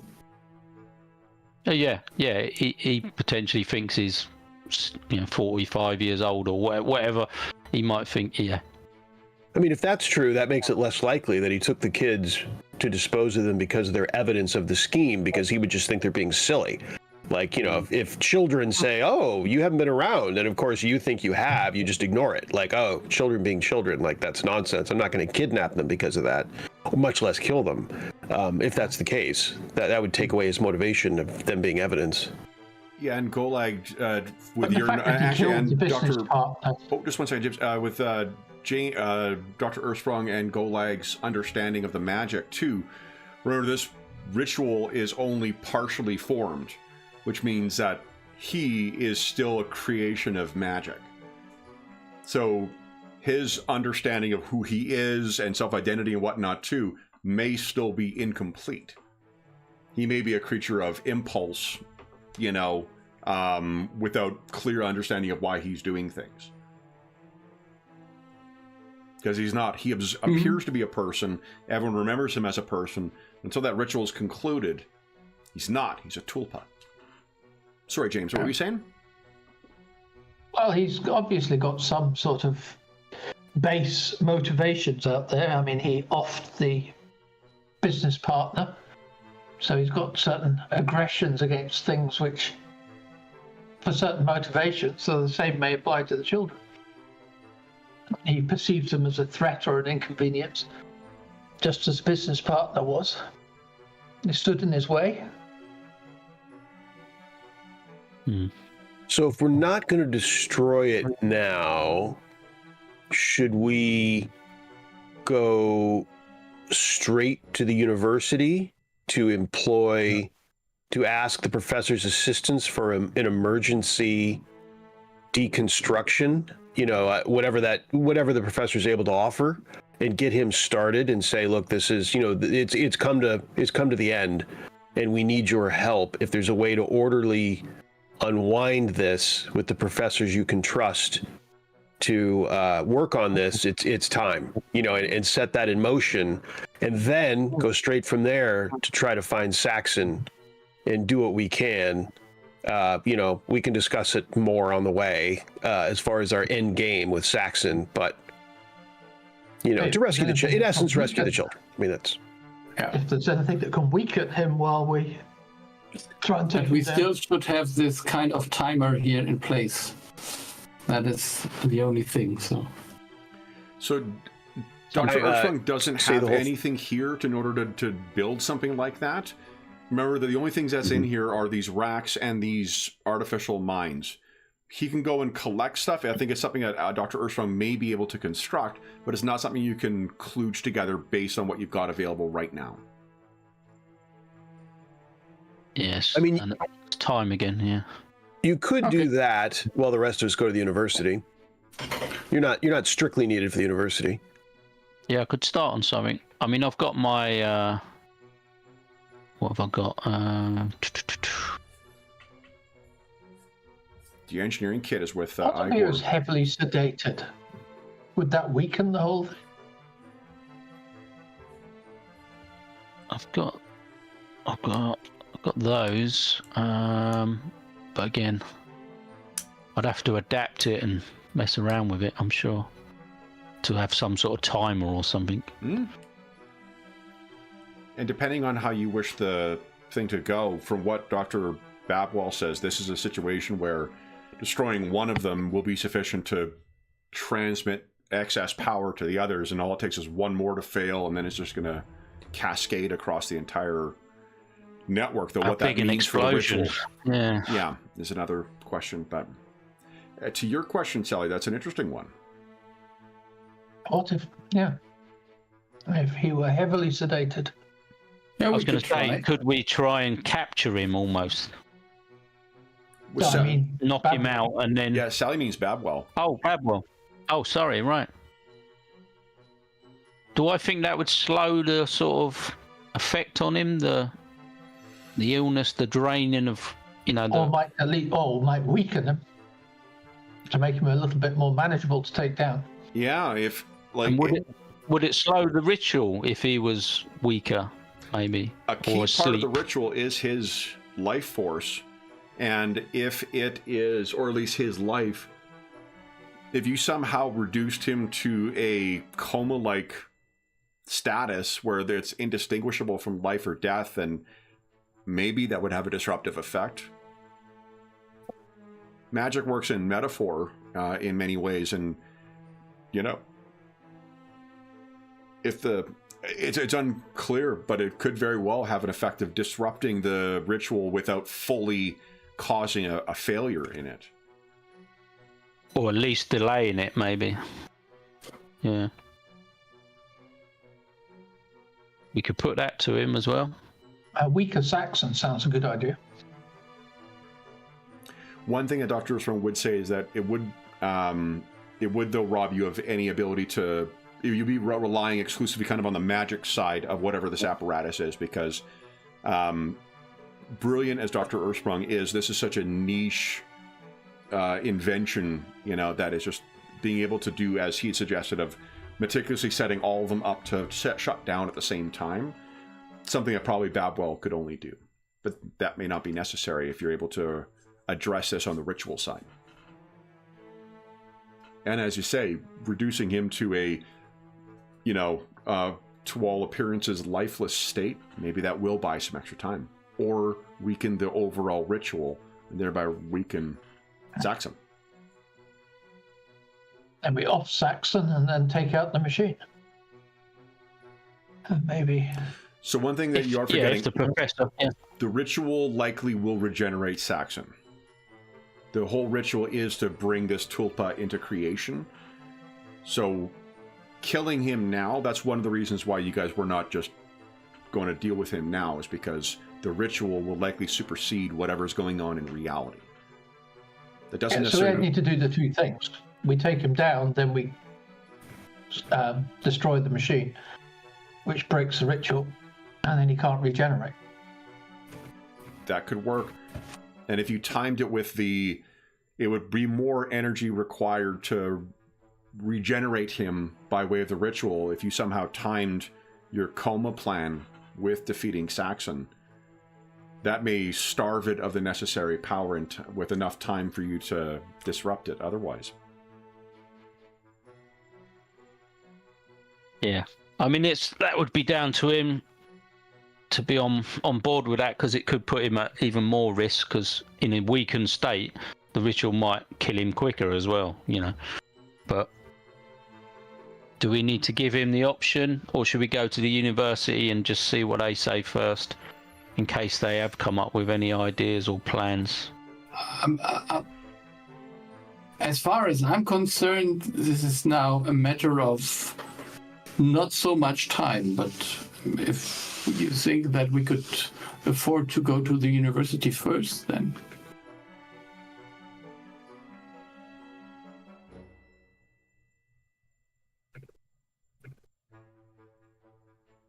And I wonder if the whole thing if it does weaken, would we be able to tell? Probably not. Yeah, the only way I can imagine us being able to tell is is here, maybe, like there's some change in the apparatus. You know, it would happen here. I don't know how else we'd know except for here, and we might not know here. I'm just saying this is the only way. If there was if anything changed, at least we'd know. Okay, well, it had an effect. You know, we'd maybe not know the effect, but we'd be able to. We can attack Saxon, and if we kill him, we did weaken him, and if he kills us, we didn't. There you are. Question answered. Yeah. Well, should we put it to Mr. Babwell? You know, whether he's willing to risk his own health for his children and to get rid of this Mr. Saxon. And I could take him back to the clinic and potentially, you know, try and put him into some sort of induced coma type. You would have that, situation. And you would also likely still have the sufficient supplies to do that in the basement of the Illuminator's office, where you were operating before you went to... Yeah, so either would be ideal. You could also bring the devices here. There's plenty of room in the warehouse as well. So yeah, so I mean, I think that's all good. It's not a terrible idea of getting the professor's input on this. Golak course is of action. indirectly say it's not the worst plan we've had. So It's not the We've come best. up with worse. Yeah, but okay. We've come up with worse, so it's obviously the correct approach. But I feel like this is what we're. I mean, depending on Babwell, we'll get Babwell's input, and then the question is whether we want to seek the professor's input, which is certainly, given that this is a fairly complex scheme. The underpinnings are complex. How about that? The underpinnings are very complex. So getting the professor's input is certainly not an idle consideration, and the cost is time. It's tempting. Since we're at the risk of analysis paralysis here, let's put him to sleep and then go punch Saxon. That would be an option, yeah. At least we could try to rescue the children in a way. All right. So we speak to him, tell him what's happened. Yes, with regards to his family. obviously. Okay. He needs to know anyhow, yeah. okay. So upon news of the children, he is a wreck. He is weeping. He offers to turn himself over to Saxon. If it's me he wishes to have, then he can take me. They've done nothing. They've done nothing wrong. This is assuming, like, right after you tell him what's happened, he has not heard your plan yet. Any of your plans.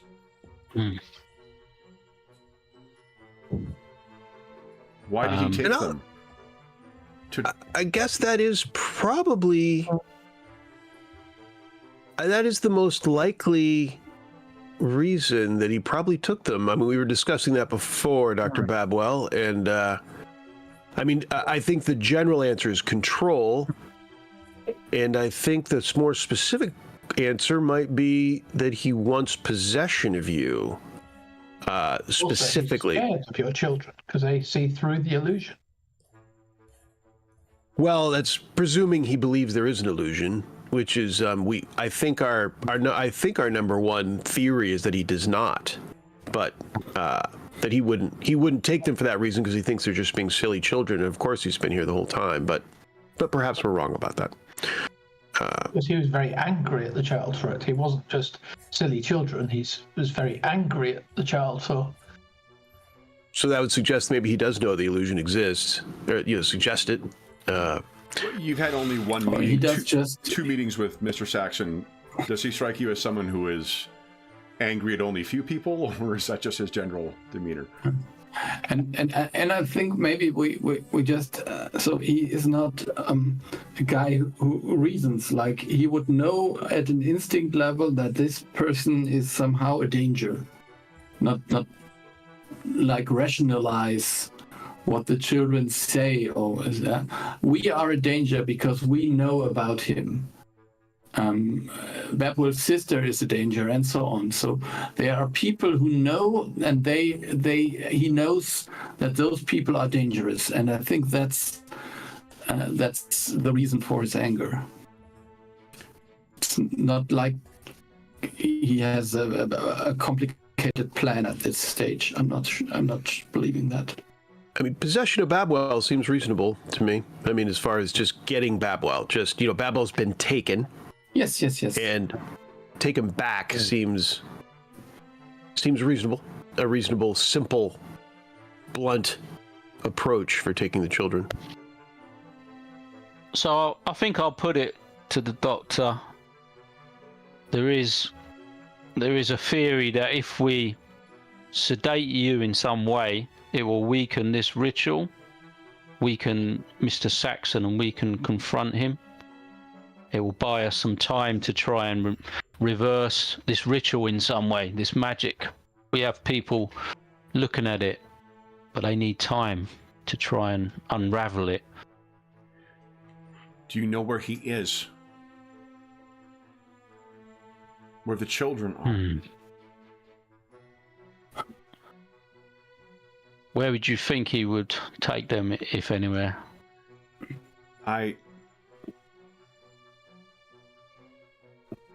Where would he expect you to come to collect them, find them? He looks like he's confused. I've never been to his home. I must have.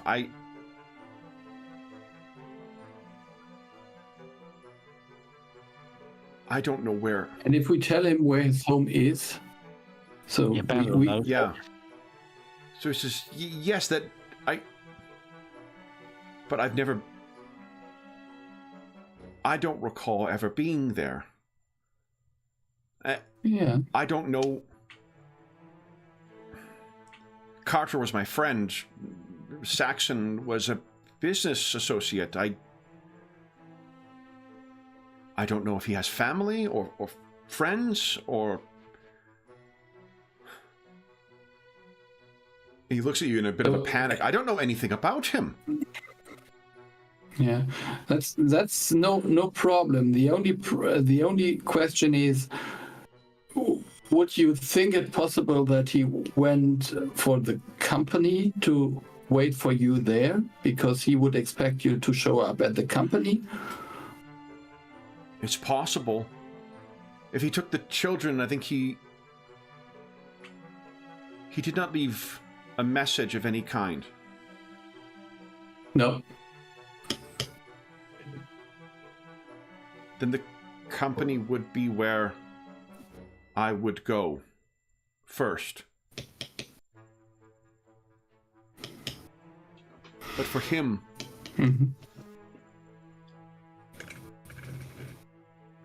why has he not come here? Because he does not know. This is Miss Fallow's creation to bring Saxon into existence. Mr. Saxon is not aware of this place, we believe. So he is as ignorant of this as I.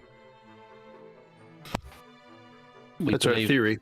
Believe that to be true. Is this Fallows? So we believe... Why would she do this to both of us?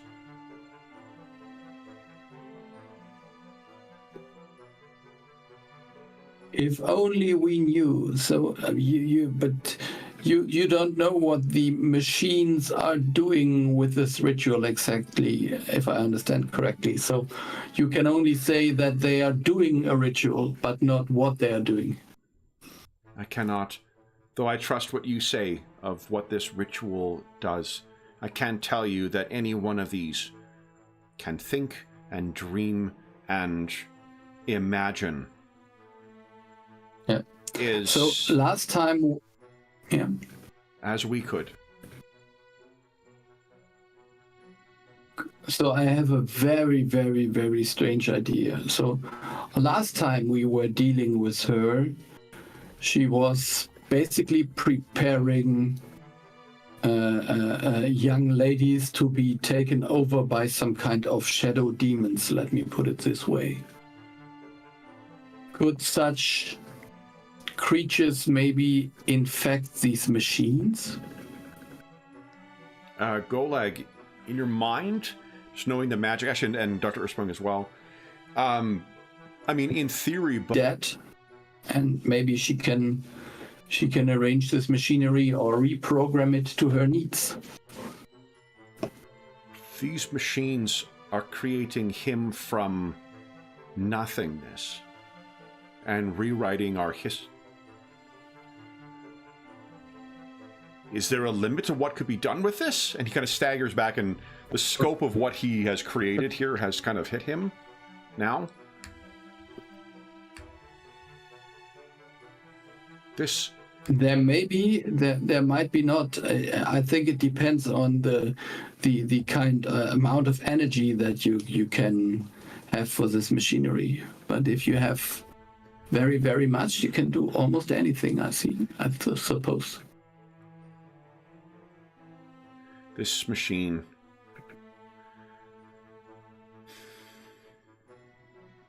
This cannot be allowed to exist.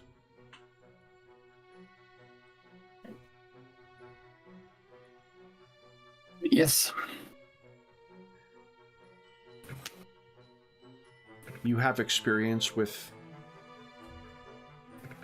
these types of situations, I take.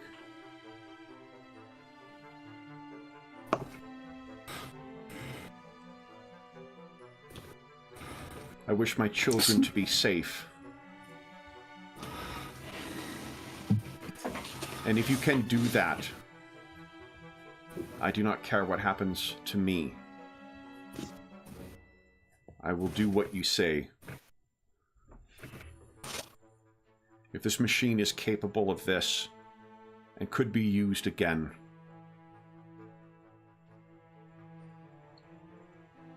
I wish my children safe.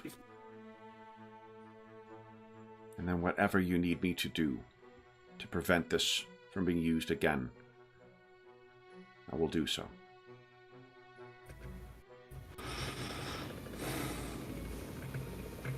His hands are not shaking any longer.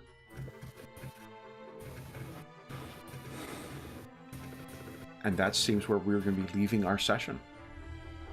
So, you bring us back to our main screen here. And for those listening at home, thank you so much for joining us for part 9 of the Guile of the Gaslight Man. As is always the case, if you have any comments, questions, or concerns regarding the session, the campaign, or the game we're playing, please don't hesitate to leave a comment in the comment section down below, and I'll endeavor to reply in a timely fashion. I got caught up in comments this morning, so I am ready to stay on top of them again. There's also a link down below to the Dungeon Musings Discord server where all of us are active, and there is a channel there dedicated to the Spires of Paridar campaign, as well as channels for most of the games we run on the channel, most of the campaigns we have ongoing, as well as things like GM discussion and virtual tabletop chat. And there's a great community over there that has built up over the years, and you are more than welcome to join us. There's also a link down below to our friends at Noble Knight Games. Noble Knight Games is the preeminent unionized retailer of hard-to-find and out-of-print RPGs in North America. Not only do they have a great selection of new role-playing games, board games, and card games, they have an unmatched selection of hard-to-find and out-of-print RPGs. If they do not have something in stock that is listed in their extensive catalog, you can put it on a want list, and they'll send you an email when it comes in. And if you make a purchase of $10 or more through their website, be sure to enter the code listed down below. Muser Mashup, I think, is right now. It'll be changing tomorrow, so how accurate I am with it today is less important. It'll change on September 30th, 2024, and if you're listening to this after today's date of the 29th, come back to one of our more recent videos, and we'll have a current discount code listed there. I'll email them about that today. There is also a link down below to something called Heroes Save Villages, and that is the charity fundraising campaign that we run on the channel that benefits the SOS Children's Villages International Charity. It is a terrific organization active in over 130 countries, benefiting over 80,000 orphaned and abandoned children, and all donations through that link go directly to them. None of it goes to the channel or any other middleman. It just goes to help the kids who benefit from their services. There is also a, as a small way, I should say, of saying thank you to the donors. If you donated $25 or more since the start of the year, then head on over to the Charity Initiatives channel on the Dungeon Musings Discord server, and you will find there a series of options for voting for the next of our mashup games. Our next, so we just played yesterday a mashup of the classic Call of Cthulhu Mega Adventure Masks of Nyarlathotep with Lex Arcana, Acheron Games' very cool ancient world investigation RPG. And before that, we played Expedition to the Barrier Peaks, mashed up with Acton Cthulhu 2D20. And right now, we're voting on what game we're going to mash up with the Great Pendragon campaign, the classic Pendragon RP. Pendragon? No, what's the RPG called? It is called Pendragon, isn't it? Mm-hmm. Yeah. Mm-hmm. A game Pendragon called their campaign the Great Pendragon campaign. That is a little on the nose, but we have 4 options to mash up that classic campaign. So if you have donated $25, head on over there, cast that vote, and then follow up afterwards to vote on what kinds of heroes we're going to play in that mashup. There's also 2 more mashups after that that you'll be able to vote on. So if you've donated $25 or more to the charity since the start of the year, head on over and cast your vote. The last thing I will say is an enormous thank you to our stalwart illuminators. So Sean, James, Ingolf, and Darren, thank you so much for playing today, guys. This was a lot of fun. I love sessions where I don't talk all that much, and then we got to spend the last half of the session with you guys planning. I love that stuff. So, but we'll be back in 2 weeks' time to see what our Illuminators do to try and thwart the plans of whoever is behind all of this, whether one or many parties. And until we see you again, stay safe, stay healthy, and happy gaming.